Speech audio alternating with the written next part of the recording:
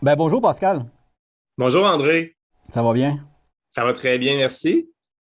Pouvez-vous nous expliquer en premier lieu le projet de loi 21, c'est quoi au juste? C'est un projet de loi qui vient d'être déposé par la CAQ pour mettre fin à l'exploration et l'exploitation du pétrole et du gaz au Québec. En gros, euh, ça va être interdit de forer des puits de pétrole puis des puits de gaz au Québec, puis la plupart de ceux qui ont été forés jusqu'ici vont être fermés. D'accord. D'après vous, là, pourquoi que le gouvernement actuel a proposé un projet de loi tel que le projet de loi 21? Un projet de loi pour en finir avec l'industrie des hydrocarbures. Euh, la CAQ n'avait pas un gros appétit pour les forages. Euh, Quand ils ont été élus, on croyait le contraire, en fait, parce qu'il y avait toute la mouvance Québec fier qui était financée par Michael Binion et le pétrole de l'Alberta. Puis Michael Binion, lui, c'est le président de Quester. Il veut forer dans la vallée du Saint-Laurent. Il veut extraire du gaz par fracturation. Bon, donc, il a parti un mouvement politique. Il a fabriqué un mouvement politique, le mouvement Québec fier, pour appuyer Legault pour le faire rentrer. Donc, on croyait que le gouvernement Legault allait vraiment ouvrir la porte grande à cette industrie-là. Rapidement, par contre, ils ont compris qu'il allait avoir beaucoup de problèmes avec,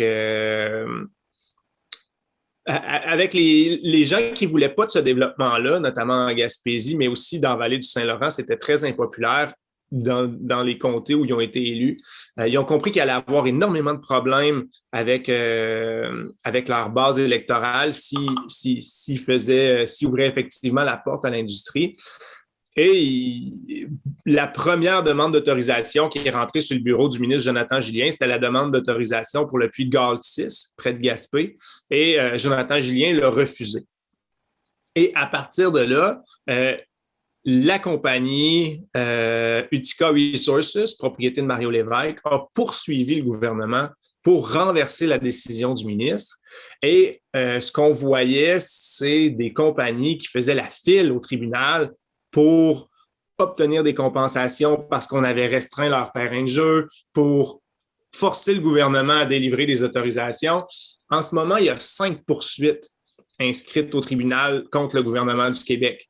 Utica Resources en a une pour se faire compenser, une autre pour forer à Galt dans le secteur de Gaspé. Pierre Idé, anciennement Petrolia, poursuit le gouvernement pour une somme de 32 millions parce que avec la nouvelle loi et les nouveaux règlements qui datent de 2018, il ne pouvait plus forer à Haldimand, à un jet de pierre du centre-ville de Gaspé, à un endroit où personne ne voulait les voir de toute façon. Après ça, Quester poursuit le gouvernement pour pouvoir implanter son projet pilote de fracturation dans la vallée du Saint-Laurent. Squatex, qui est au Bas-Saint-Laurent, poursuit également le gouvernement pour des compensations puis des droits de forêt. Fait que, bref, les compagnies faisaient la file au palais de justice pour obtenir des compensations et des droits de forage. La poursuite du TICA, ce n'était que la première. Le gouvernement a perdu, puis là, il devait mettre fin à toutes ces poursuites-là. Sinon, ça aurait été des centaines de millions, voire des milliards de dollars en compensation. Donc, il devait faire une loi pour corriger la situation. Cette loi-là a été déposée il y a 2 semaines. Ouais, c'est ça. OK. Puis là, ce que vous souhaitez, c'est que ça soit amendé. Effectivement, on ne veut pas qu'il y ait de cadeaux qui soient faits aux pétrolières et aux gazières. Euh, donc, on voudrait pas que les salaires des dirigeants soient couverts. Michael Binion à 400 000 par année, il n'y a aucune raison que le gouvernement du Québec rembourse ça. Euh, le projet de loi prévoit des projets pilotes pour du stockage d'hydrogène ou de la séquestration de CO2. Puis ces projets pilotes-là, ils pourraient se faire un peu comme les puits de pétrole, sans qu'il y ait de BAP, sans qu'il y ait d'audience publique. Donc, on répéterait un peu ce qui s'est fait avec l'implantation de l'industrie pétro-gazière au Québec, où il y avait des puits qui se feraient partout sans qu'on ait notre mot à dire. Il ne faudrait pas que les projets pilotes puissent se faire de la même manière. On comprend que la volonté derrière ces projets pilotes-là peut être noble. Séquestrer du CO2, c'est pas a priori une mauvaise idée. Il y a des contextes dans lesquels c'est une mauvaise idée, mais a priori, c'est pas. Il faut en sortir du CO2 de l'atmosphère si on veut limiter le réchauffement climatique. Donc, il faut quand même qu'on puisse passer ces projets-là au crible du regard du public.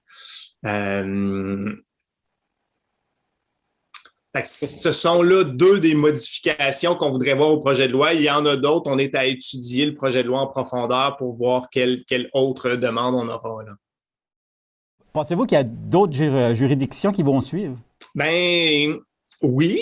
Le Costa Rica était supposé déposer un projet de loi similaire. Finalement, ça a avorté.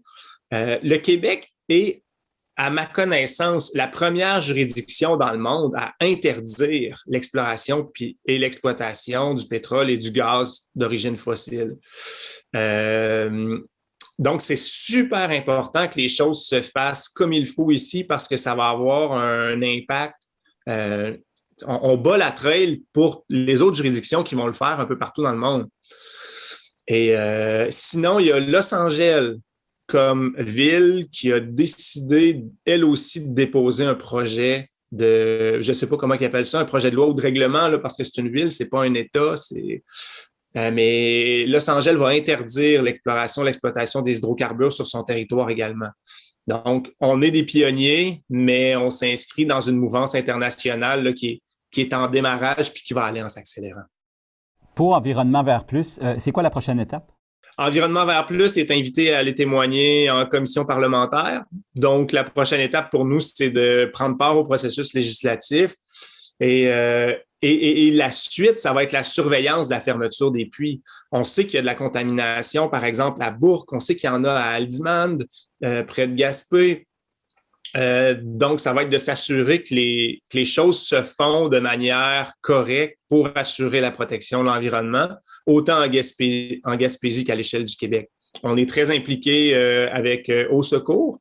Au Secours, qui est une organisation, justement, qui travaille à l'échelle du Québec pour la surveillance des puits. Donc, on va continuer cette surveillance-là étroitement. Fait que c'est un dossier à suivre. C'est un dossier très important, puis c'est un dossier à suivre. Effectivement.